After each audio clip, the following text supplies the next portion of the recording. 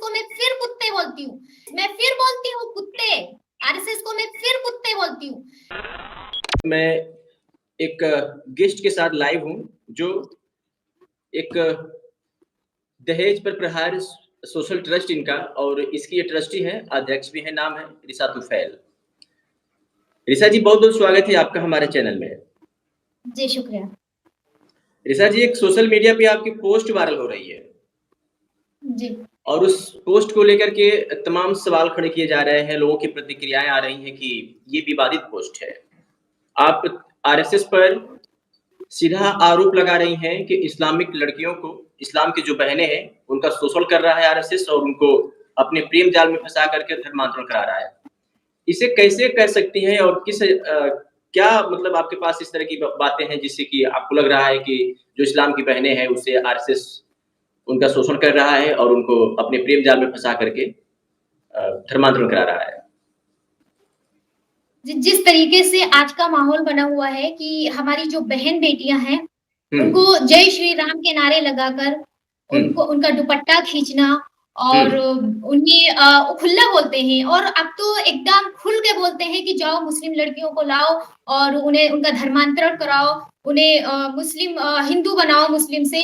तो ये सब चीज जो सोशल मीडिया पे ये जो आरएसएस के लोग हैं जो खुलेआम ये चीज बोल रहे हैं, तो इनसे कहीं ना कहीं हमारे समाज की जो लड़कियां हैं, अभी मैं आपको बता दूं कि मैं एक टीचर भी हूँ, एक मदरसे की मैं टीचर हूँ। तो वहां मेरे पास 2 मैटर आए जहाँ पे एक लड़की ने फोन कॉल किया कि हाँ मैम मेरे अब्बा जो है वो मेरा एडमिशन नहीं करा रहे हैं। तो मैंने जब उसके अब्बा से बात किया, मैं गई पर्सनली वहां पे मिली, तो पता चला कि उसके जो अब्बा थे उन्होंने बताया कि हाँ हम अपनी लड़की को नहीं स्कूल भेजते। तो ये सब करके एक डर पैदा कर रहे हैं। और मैं एक चीज और आरएसएस को खुला बोलना चाहती हूँ कि जिस तरीके से इनका जो ये काम चल रहा है कि हाँ हम मुस्लिम लड़कियों को वो हिंदू बनाएंगे और धर्मांतरण कराएंगे, तो मैं खुला आरएसएस को चैलेंज कर रही हूँ कि अगर तुम्हारे अंदर इतनी ताकत है, कोई मेरा माइंड वॉश करके दिखाए कि अगर तुम्हारे अंदर है इतनी ताकत। ये सब जो लड़कियां हैं वो जिस तरीके से जानकारी मिल रही है कि ये जो लड़कियों ने धर्मांतरण, करीब 5 लाख लड़कियों ने धर्मांतरण किया, तो ये लड़कियां ज्यादा हाई प्रोफाइल फैमिली से बिलोंग करती हैं। तो कहीं ना कहीं ये ईमान की कमजोरी है, माँ बाप की जिम्मेदारी है, और क्योंकि दीन से दूर है और बाहर भेजकर ऐसे खुलेआम ऐसे कपड़े पहनाना, तो कहीं ना कहीं ये माँ बाप की गलतियां हैं। जो मुस्लिम लड़कियां बेचारी पढ़ना चाहती हैं पर्दे से, तो उनके ऊपर सबसे ज्यादा ये दबाव बना है, क्योंकि एक पूरा माहौल बना रहे हैं कि डर जाए, मुस्लिम लड़कियां समाज से बाहर ना निकले, मुस्लिम लड़कियां समाज में आगे ना जाए, मुस्लिम लड़कियां पढ़े ना। इस तरीके के ये सारी जो योजना है आरएसएस बना रही है, ये प्लानिंग के तहत बना रही है। तो मुस्लिम लड़कियां क्यों कर रही हैं इस तरीके से? अगर वो कोशिश कर रहे हैं, उनको धर्मांतरण कराने के लिए प्रयास कर रहे हैं, उनका कुछ अपना एजेंडा होगा आपके कहे अनुसार कि मुस्लिम लड़कियों को प्रेम जाल में फंसाते, धर्मांतरण कराते हैं, तो फिर ऐसा करते ही क्यों हैं मुस्लिम लड़कियां? वो मैंने आपसे बताया नहीं, वो सिर्फ और सिर्फ वो दीन मजहब से दूरी और माँ बाप की सबसे बड़ी ये कि हाँ लड़कियों को दीन इस्लाम से दूर रख के उन्हें कॉलेजों में पढ़ा। ठीक है लड़कियां पढ़े, लेकिन और जो सबसे ज्यादा इन लोग की मानसिकता है, एक तरीके से ये माहौल बना रहे हैं, मुस्लिमों को दबाने की साजिश, यानी मुस्लिमों के साथ खुलेआम हिंसा हो रही है। भेदभाव तो छोटा शब्द पड़ता है, हिंसा हो रही है खुलेआम। तमाम ऐसे केसेस देखे गए हैं, दीन से जी तमाम ऐसे केसेस देखे गए हैं कि इस तरीके के जो मामले आप बता रहे हैं कि आरएसएस के लोग ये काम कर रहे हैं, तमाम ऐसे केस देखे गए हैं जिसमें ये लोग खुद कहते हैं कि मुस्लिम वर्ग के जो लड़के हैं वो हिंदू लड़कियों को अपने प्रेम जाल में फंसा करके उनकी हत्या तक कर देते हैं, धर्मांतरण कराते हैं। तो इसे किस नजर से आप देखती हैं? वही तो सर, अगर हिंदू लड़का मुस्लिम लड़कियों का धर्मांतरण कर रहा है तो 2.5 लाख रुपए का चेक दिया जाता है। जिस तरीके से सोशल मीडिया पे वायरल कर रहे हैं वीडियो, 2.5 लाख रुपए का चेक 6 महीने के लिए फ्री रहने के लिए मकान दिया जा रहा है। और अगर मुस्लिम लड़का किसी हिंदू लड़की से शादी करता है तो उसे लव जिहाद माना जाता है। और अगर हम लड़कियां बुर्खा पहनकर बाहर निकलती हैं तो हम लड़कियां क्या जिहादी हैं, अल्लाह अकबर बोलो तो जिहादी है, और ये जय श्री राम के नारे लगाकर कभी हमारी मस्जिदें तोड़ते हैं, मस्जिदों को शहीद किया जाता है, हमारे मदरसों पे वार करते हैं। जय श्री राम। आज राम भगवान भी इनका अगर देखता होगा कहीं बैठकर तो वो भी सोचता होगा कि क्या कीड़े मकोड़े हैं ये जो मेरा नाम लेकर क्या राम भगवान ने ये बताया है कि तुम जय श्री राम करके किसी मस्जिद पे चढ़ जाओ, मस्जिद को तोड़ दो, किसी का मदरसा तोड़ दो। और अभी तो अभी हाल ही में एक इंदौर का मैटर आया, 10 मज़हब साल का कभी ये नहीं बच्चा था। सिखाता है, मज़हब आपस में भेदभाव करने की बात कभी नहीं सिखाता है, ना चाहे वो हिंदू का मज़हब, चाहे मुस्लिम का कोई भी मज़हब ऐसा कोई नहीं नहीं है। सिखाता। मैंने रामायण भी पढ़ा है, मैं रामायण भी पढ़ती हूँ। हुँ, इतना खूबसूरत धर्म है, मैंने पढ़ा है, इतना खूबसूरत धर्म है जिसे जीवा को भी हत्या बताया गया है। हुँ, उसमें ये बताया जा रहा है, ये राम नाम के सिर्फ राम नाम के नाम पर ये सिर्फ और सिर्फ रावण राज्य चला रहे हैं। और ये आरएसएस तो एक मुद्दा है, ये हुँ, करवाया जा रहा है। पूरी पहले योजना बनाई जाती है, एक हुँ, संगठन बनाया जाता है, प्लानिंग के हिसाब ये सब काम किया जाता है। इनकी हुँ, सिर्फ और सिर्फ जो मानसिकता है वो मानसिकता ये है कि किसी ना किसी तरह हुँ, मुस्लिमों को मुस्लिमों की जो हिस्सेदारी है उसे हुँ। समाप्त किया जाए। क्या इनका टारगेट क्या है? अगर आप कह रही हैं कि मुस्लिमों को समाप्त किया जाए, तो इनका टारगेट क्या है? क्या आपकी इनका नज़र से क्या टारगेट समझते देखिए, हैं? इनका टारगेट मैं बताती हूँ आपको। इनका टारगेट पूरा यही है कि मुस्लिमों की जो हिस्सेदारी है, जो भागीदारी है हमारे देश में, उसको ये मिटा दें। धीरे-धीरे आपने देखा होगा। और ये जो मैं ये नहीं कहती हूँ भाजपा सरकार, ये जब से देश आज़ाद हुआ है, हमारे मुसलमानों ने कितना किया, मुगलों ने कितना किया, और इतिहास गवाह है। आप इतिहास पढ़ लीजिए, उठा के देश की देख आज़ादी लीजिए। में देश को आज़ाद कराने में हर वर्ग का साथ रहा, चाहे हिंदू हो या मुस्लिम हो। जी, जी, वो सबका साथ रहा। लेकिन जिस तरीके से आज़ादी के बाद से मुसलमानों के साथ ये पहले जो दंगे होते थे, और भी हुँ, सरकारों में दंगे हुए, ऐसा नहीं है कि भाजपा सरकार में दंगे हो रहे हैं, लेकिन हुँ, रैंडमली दंगे हो जाया करते थे। लेकिन अब जो खुलेआम भेदभाव नहीं, हिंसा हो रही है, तो ये सारी जो चीज़ें हैं, ये सिर्फ़ और सिर्फ़ प्लानिंग के तहत काम करवाया जा रहा है कि मुस्लिमों हुँ, को पीछे किया जाए। और सबसे पहले ये शुरू होता है कि जैसे नाम बदल दिया गया। जैसे हुँ, इलाहाबाद को प्रयागराज कर दिया गया। तो हुँ, आपने कभी ऐसा सुना है कि कभी मोहम्मदपुर का नाम बदलकर कभी नबीपुर रखा गया हो? हाँ, हाँ, मोहम्मदपुर का नाम बदल के रामपुर रखा गया है, लक्ष्मणपुर रखा गया है, ना कि नबीपुर रखा गया है। क्यों? हुँ, क्योंकि ये धीरे-धीरे मुस्लिमों की जो हिस्सेदारी, भागीदारी उसको समाप्त करके मुस्लिमों को सिर्फ़ शूद्र शूद्र बनाने में तुले हुए हैं। हुँ। आपने कुरान जलाने की बात कही, आपने मदरसों को तोड़ने की बात कही। तो कहीं न कहीं प्रशासन और जो मौजूदा सरकार है, वो तो कहती है कि पहले वहाँ पर ये चीज़ हुआ करती थी, उसको बदला नहीं गया है, पहले वाली चीज़ को लाया गया है। तो चलिए उस पे हम बात नहीं करेंगे, क्योंकि आप एक समाज सेविका हैं, आप कोई किसी राजनीति से आप बिलॉन्ग नहीं करती ताकि मैं उस तरह से आपसे सवाल करूँ। मैं सवाल हमारा वही होगा, लेकिन जो इस तरीके से आपने पोस्ट किया, क्या आपको नहीं लगता है कि इस तरीके की पोस्ट समाज में थोड़ा-सा उस तरह का माहौल पैदा करेगी? आक्रामक माहौल पैदा बिल्कुल नहीं। करेगी? बिल्कुल नहीं। देखिए, हमारा हुँ, जो मिशन है द पावर ऑफ ईमान, हम मैं हुँ, खुला बोलती हूँ कि मुझे मुसलमानों की ज़रूरत नहीं इस मिशन में। हुँ, जिनके अंदर ईमान है, जो जो खुद अपने मज़हब के लिए कुछ करना चाहते हैं, वो हमारे मिशन से जुड़ सकते हैं। हुँ। और कुरान पाक को तो जलाया गया, ये तो आपने भी देखा होगा। बता दीजिए बिना हम जान रहे हैं, आप जान रही हैं, कुछ लोग नहीं जानते होंगे, बता दीजिए। नहीं, नहीं, सबने देखा, किसने नहीं देखा? सबने देखा। पुराने पाक को जलाया गया। और ये मैं कहती हूँ, क्या तुम्हारा भगवा रंग इतना ज़्यादा कमज़ोर हो गया है कि तुम अब ज़बरदस्ती ले जाके तुम मस्जिदों पे लगा रहे हो। हमने हुँ, कभी अपना हरा झंडा नहीं मंदिरों पे लहराया। हम लोगों ने कभी ऐसा नहीं किया। तो ये जो हमारा मिशन है, ये सिर्फ मुस्लिम समाज को एकजुट करने का है। और जो हमारी बहन बेटियों की जो इज्जतें लूटी जा रही है, जो उन्हें प्रेम जाल में फंसाया जा रहा है, उनका ईमान मजबूत करना है। और और मुस्लिम समाज को इकट्ठा करना है, क्योंकि हमारे मुस्लिम समाज की जो सबसे बड़ी कमजोरी है, वो है फिरका परस्ती। आज हुँ, मुस्लिम बटे हुए हैं। कोई बरेलवी है, कोई नदवी है, कोई सुन्नी है, कोई शिया है। तो ऐसे अलग अलग समूह में बटे हुए हैं। हुँ, तो इन लोगों को एकजुट करना, और इन लोग के अंदर ईमानी जज्बा पैदा करना, और गरीबों मजलूमों की मदद करना, फिर चाहे वो मुस्लिम समाज हो, चाहे वो हिंदू समाज हो, चाहे पिछड़ा अन्य वर्ग की ही क्यों ना हो, सबकी हुँ। मदद करना। एक आपने एक समाज सेविका होते हुए, एक सोशल ट्रस्ट की एक अध्यक्ष होते हुए आप जैसे लोगों को एकजुट करने की बात कर रही हैं। आपने अपनी बातों में ये भी रखा कि मैं सिर्फ़ मुस्लिम समाज को ही नहीं, सबको एकजुट करने की बात कर रही हूँ।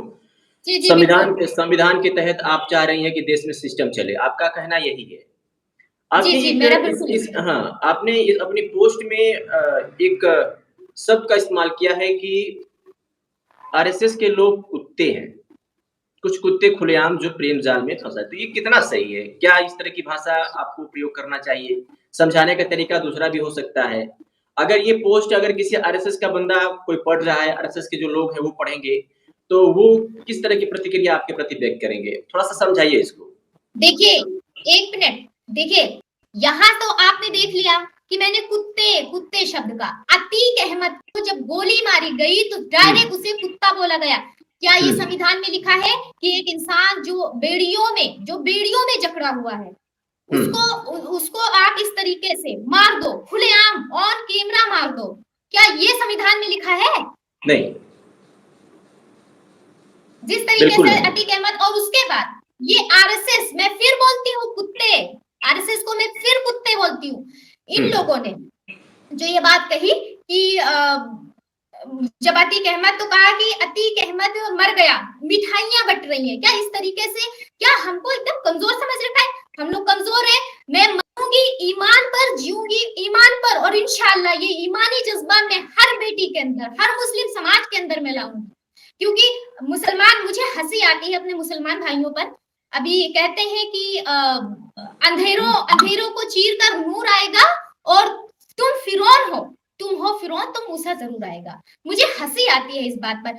मूसा जब आएगा आसमान फाड़ के नहीं आएगा, जमीन धरती फाड़ के नहीं आएगा, हवा में उड़ के नहीं आएगा। मूसा हमें बनना होगा, फिरौन का मुकाबला हम करेंगे, खुदा हमें चुनेगा, क्योंकि हम उस कौम से हैं जहां पर मेरे रसूल सल्लल्लाहु अलैहि वसल्लम ने समझाया, ये बताया हमें कि हमारा जो, कि हमारी अगर हमारी हमारी हलाल की कमाई में, हमारी जो कमाई है उसमें हमारी कौम के हम काम ना आए, वो जो हमने कमाया है वो पैसा हमारी कौम का ना आए, तो वो पैसा हराम है। मैं कहती हूँ अगर मैं अपनी जुबान से सच ना बोलूं तो मेरी जुबान हराम है, मेरा ईमान हराम है, मेरा इल्म अगर मेरे दीन के काम ना आए, मेरा इल्म मेरे समाज के काम ना आए, तो ये मेरा इल्म भी हराम है। आपने अतीक अहमद की बातों को लेकर के कहा कि अतीक अहमद को जिस तरीके से उसके साथ शब्दों का प्रयोग किया गया वो कहीं न कहीं गलत है संविधान को लेकर के। तो क्या बिल्कुल गलत है। हाँ, मेरा एक सवाल है कि आप भी जानते हैं कि अतीक अहमद एक आपराधिक किस्म का व्यक्ति था, उसके ऊपर 101 से ज़्यादा ऊपर मुकदमे दर्ज थे। उसने भी तमाम इस तरह से हत्याएँ की हैं। बहरहाल मैं इस पे बात नहीं करूँगा, मैं सिर्फ़ इतना जानना चाहूँगा एक कि मिनट, क्या मैं इस ये पे बात करना चाहती हूँ, मैं इस पे अच्छा बात जी करना चाहती हूँ। बताइए। जी अतीक बताइए। अहमद जैसा भी था, कानून ने उसे सजा दे दिया था, हुँ, ठीक है? ये काम था न्यायपालिका का। जिस तरीके से उसे मारकर उसके बाद कहा कि अब हिंदुस्तान से भ्रष्टाचार खत्म हो गया और आतंकवादी खत्म हो गया। क्या एक अतीक अहमद ही आतंकवादी थे? और आतंकवादी कहाँ गए? सब दूध के धुले हैं, एक वही थे। तो उसे अगर फांसी होती तो हमें भी खुशी होती। अगर हुँ। अतीक अहमद को फांसी होती तो खुशी होती कि चलो उसने जो किया उसे गुनाहों की सजा। लेकिन इस तरीके से किसी को बेड़ियों में जकड़ कर मार देना और उसके बाद फिर उसपे मजाक उड़ाना मुसलमानों का। हुँ। अच्छा नहीं लगा आपको इस बात का। लेकिन आप बिल्कुल, हैं मैं कि कड़ी निंदा आप करती हूँ इसकी, जिस तरीके से उसे मारा गया। लेकिन आप हैं कि इसपे वर्ग के फांसी होती तो कहीं न कहीं फांसी होती तो मैं भी सोचती कि चलो जो गलत है वो गलत है। लेकिन इस तरीके से मार देना, उसके बाद उसपे मिठाइयाँ बाँटना, उसपे लड्डू बाँटना, और मैं जानती हूँ आज मैं जो आपसे बात कर रही हूँ, कह रही हूँ मुझ पे 10-15 मुकदमा तो पक्के तय हैं। लेकिन मैं उन लोगों से बता देना चाहती हूँ कि हम हुँ। मुकदमों से डरने वाले नहीं हैं, कतई डरने वाले नहीं हैं। हम तो उस कौम से हैं जो खुलेआम सीने पे गोली खाएँगे, वो भी ईमान के साथ और मुस्कुरा के खाएँगे। ना कि डर के। आर्टिकल 19 सबको आज़ादी देता है बात रखने की, आप अपनी बात रख रही हैं। क्या संविधान नहीं, पे नहीं, भरोसा नहीं नहीं। है यहाँ संविधान पर पे? यहाँ पर अगर कोई हाथ उठा के दुआ भी करता है ना, तो उसपे भी मुकदमे हो जाते हैं। मैं तो हुँ, खुला बोल रही हूँ। ये आरएसएस के लोग जो हैं, ये वही हैं, जब हमारे देश में तो इन लोगों ने खुला बोला था कि मैं हिंदुस्तान की जो मैं ऐसी आज़ादी बिल्कुल स्वीकार नहीं करूँगा हुँ, जो मुसलमानों को और दलितों को बराबर का दर्जा देता है। ये खुल्लम-खुल्ला आरएसएस के शब्द थे। जिन्होंने कहा था, जो अंग्रेजों के तलवे चाटने के लिए तैयार थे, आज वो देशभक्त बने हुए हैं। अतीक अहमद कांड के बाद आपके वर्ग से कुछ ऐसे मुस्लिम भाइयों ने मीडिया के सामने बयान रखा, अपना पक्ष रखा कि बहुत अच्छा हुआ। उसी वर्ग से रिसा तुफैल आती है, कहती है कि अच्छा नहीं हुआ। देखिए, मुस्लिम समाज मैंने बताया नहीं फिरकों में बटा हुआ है। मुस्लिम समाज के अंदर अब कोई ईमानी जज्बा बचा नहीं, इसीलिए मैंने इस संगठन को चलाया है। और ये भी मैंने बोल दिया है खुल के कि हाँ, मुझे ऐसे लोगों की जरूरत नहीं है जो अपने आप को सिर्फ नाम के मुसलमान कहते हैं। नहीं, जिनके अंदर इस्लामी जज्बात हो, जो अपने नबी से मोहब्बत करते हो, क्योंकि ये हमारे इस्लाम की शान नहीं है, ये हमारा इस्लाम हो ही नहीं सकता। मुगलों का इतिहास हटाने की भी आपने बात कही है कि मुगलों का इतिहास हटाया जाए। क्या इसके पीछे की लॉजिक क्या है, थोड़ा समझाइए।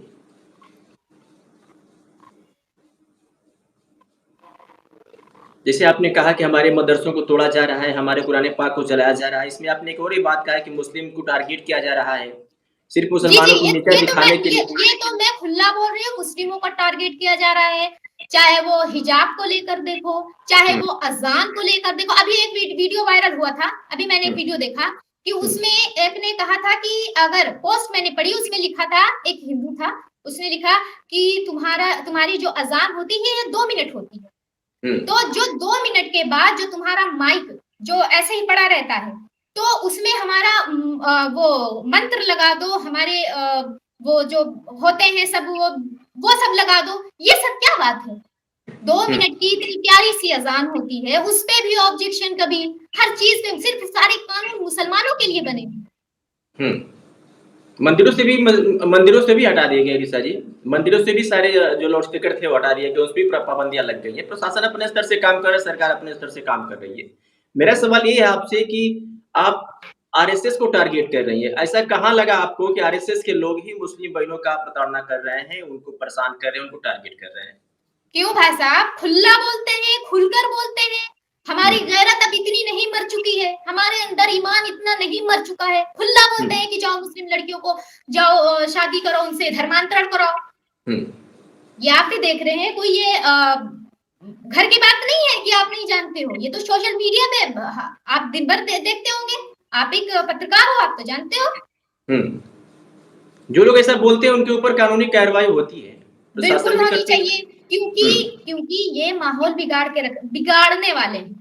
ये माहौल चाहते हैं कि माहौल किसी तरह पूरी तरीके से बिगड़ जाए, और जिस तरीके से ये लोग काम कर रहे हैं, पूरी प्लानिंग के साथ काम कर रहे हैं, चाहे वो आरएसएस की आड़ में किया जा रहा है, चाहे कोई और बजरंग दल की आड़ में काम किया जा रहा है, चाहे जिस दिशा से काम किया जा रहा है, लेकिन ये पूरी योजना बनाई जाती है। उसके बाद बोला जाता है यहाँ दंगे करवा दो, वहां दंगे करवा दो, मुस्लिमों को टारगेट करो, हमेशा, यानी हमेशा मुस्लिमों को ही टारगेट किया जाता है। इनकी यही मेंटालिटी है कि मुस्लिम समाज की जो हिस्सेदारी है उसे हटा दिया जाए, लेकिन ऐसा कुछ नहीं होने वाली है, कुछ भी नहीं होगा। मैं जिंदा हूँ और इंशाअल्लाह मैं हमेशा, ये मुहिम सिर्फ जिला बाराबंकी में नहीं चलेगा, ये मुहिम उत्तर प्रदेश के हर जिले में मैं चलाऊंगी। हर जिले में हमारी बहन बेटियों की मैं हिफाजत करूंगी, अपनी अपनी मस्जिदों को मैं नहीं तोड़ने दूंगी, और चाहे वो मंदिर ही क्यों ना हो, अगर उसे गलत तरीके से तोड़ा जाएगा तो हम लोग सच्चाई के आवाज उठाएंगे। और ऐसे जिस तरीके, चाहे वो अन्य धर्म हो, जिसके ऊपर भी अत्याचार होगा, हिंसा होगी, हम लोग खड़े होंगे। ये मिशन इसी वजह से मैं चला रही हूँ। इसका नाम ही ईमानी जज्बा है कि जिसके अंदर जज्बा हो, जिसके अंदर ईमान हो, वही लोग इसमें शामिल हो सकते हैं, और बाकी की मुझे कोई जरूरत नहीं है। मौजूदा सरकार तो कहती है कि हम मुसलमान बहनों के साथ में हैं, उनके ऊपर जो 3 तलाक वाले मामले थे उसको हटाया गया था, कहीं न कहीं इसमें मुस्लिम बहनों का बहुत ही अच्छा काम हुआ है, और उनका बहुत बड़ा काम किया गया है, उनके साथ शोषण किया जा रहा था 3 तलाक मामले को लेकर के। तो क्या लगता है कि वो 3 तलाक जो कानून था उसको हटाने के बाद मुस्लिम बहनें सेफ हैं इस मामले को लेकर के, और सरकार उनके साथ काम कर रही है, किस एंगल से देखती हैं? जी, आई एम सॉरी मैम, मैं इस पे कुछ नहीं बोलना चाहती, मैं अपने सब्जेक्ट पे बोलना चाहती हूँ। चलिए ठीक है, मैं एक आखिरी सवाल आपसे करूँगा कि आपने कहा था कि इस इंटरव्यू के बाद मेरे ऊपर भी 10-12 मुकदमे हो जाएँगे।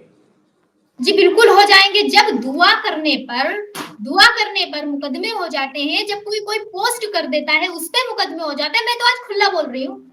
तो क्या इसीलिए रिसा तुफैल नकाब के साथ इंटरव्यू कर रही है मेरे साथ कि मुझे कोई पहचान ना सके? देखिए, मैं इसके साथ समझौता नहीं कर सकती हूँ। आपको क्या लगता है कि मैं अपना चेहरा खोल दूँ? नहीं, मतलब मैं बात कर रहा हूँ कि प्रेस के सामने और बात कर रही हैं आप, तो क्या ऐसा इस चीज़ का डर है या फिर आपका ये कोई अपना वसूल है? मैं सिर्फ़ ये नहीं, नहीं, जानना मुझे चाहता कोई नहीं डर है। मैं तो उस कौम से हूँ जो सीने पर गोली खाऊँगी, हूँ। वो भी मुस्कुरा के खाऊँगी। मुझे कोई डर नहीं है, किसी का भी कोई डर नहीं है। चलिए, आखिरी सवाल मेरा रहेगा, क्या आप अपने तरफ से उन तमाम जिनके ऊपर लग रहा है कि नहीं ये लोग बहक रहे हैं, आपके मज़हब के लोग, आपके धर्म के लोग, उनको आखिरी मैसेज आप क्या देना चाहेंगी? आरएसएस के लोगों को क्या मैसेज देना चाहेंगी? इसके बाद से मैं इस इंटरव्यू को मैं खत्म करूँगा। जी देखिए, मैं सबसे पहले तो मुस्लिम समाज को मैसेज देना चाहती हूँ कि जिस तरीके से आप लोग अपनी लड़कियों को बेशक बाहर निकालो। मैं नहीं हुँ, कहती हूँ, लड़कियों को निकालो, पढ़ाओ समाज में, आगे बढ़ाओ। हुँ, लेकिन ये जो आरएसएस के लोग घूम रहे हैं, इन पर लगाम कसनी चाहिए। हुँ। क्योंकि मैं एक टीचर हूँ, मैं भी आती हूँ, तो क्या मेरे पापा मेरे साथ आएँगे? बॉडीगार्ड मेरे साथ रखेंगे? नहीं।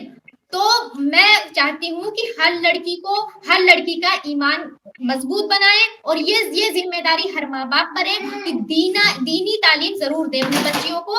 दुनियावी तालीम के साथ-साथ दीनी भी ज़रूरी है और दीनी तालीम के साथ-साथ दुनियावी तालीम भी ज़रूरी है। चलिए, यही मैसेज मुझे हमसे बातचीत करने के लिए रिसा जी आपका बहुत-बहुत शुक्रिया हमें समय देने के लिए। तो ये थी रिसा तुफैल, इन्होंने तमाम उन बातों पर अपनी प्रतिक्रिया व्यक्त की। इनका कहना है कि मुस्लिम बहनों को टारगेट किया जा रहा है, ख़ास करके आरएसएस के लोग उन्हें टारगेट कर रहे हैं, धर्मांतरण करा करके उनका शोषण कर रहे हैं। आपकी क्या प्रतिक्रिया है वो कमेंट सेक्शन में हमें ज़रूर बताइए। रिसा तुफैल की जो बातें थी वो कितनी सही, कितनी गलत, तो उसकी भी प्रतिक्रिया आप कमेंट सेक्शन में ज़रूर बताएँ। और हमारे साथ बाराबंकी से रिसा तुफैल थी, दहेज पर प्रहार सोशल ट्रस्ट है इनका। इन्होंने अपनी बातें बेबाकी के साथ रखी। समय देने के लिए आपका बहुत-बहुत शुक्रिया रिसा जी। जी।